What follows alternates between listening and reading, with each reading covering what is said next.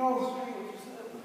But actually, what you do see when you look at me is not a disabled person. It is a person with a condition or an impairment. Without going into a course on the social model, which I would charge £300 to do, by the way, the disability is something that excludes a barrier that is placed by society that stops you from taking full participation in society. And I want you to remember that phrase, because I will be coming back to it later in my speech. But as I say, what stops us from taking part is barriers that stop. What I want to talk to you about is a campaign which is currently going on being led by a group called Disabled People Against the Cut, DPAC. And what we are doing is doing a campaign that is to save the ILF.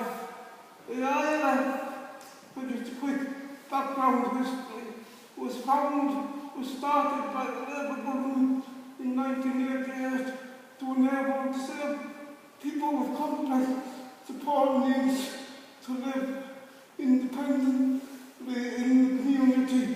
And it's, as it says what it says on the tin, it is a fund for living independently. In 2010, Maria Miller, also known as Killer Miller, decided that the ILF fund would close immediately for new recipients, and in 2015 would be closed to all people. It is now 2014, and next year that fund will probably be closed. DPAC, you're lucky that I'm actually here speaking to you, because as DPAC we don't talk, we act. We normally act. Whilst we are talking about things where in the streets complaining where the people stop you from going home to get your dinner, where the people stop you from taking your children to ballet classes. But what we say to people in the street is we are making your life difficult for 10 minutes. If this goes through, our whole lives will be destroyed. And I speak of this from personal experience, because I'm old enough to be able to live in institutions in my life. And although it is for me, I'm always here also to serve your children and your families as well, because to paraphrase Harry Leslie Smith, don't let my history be your children's future. We have to fight together to support these things. It is no good now for us as disabled people to do things. We have to do it with people. We have to unite to fight this. We have to basically work together to ensure that everybody gets social justice. We use a phrase which is linked from the human rights, which is called the Freedom Principle, and that stands for fairness, respect, equality, dignity, and autonomy. I want to quickly talk about the two things of equality and autonomy.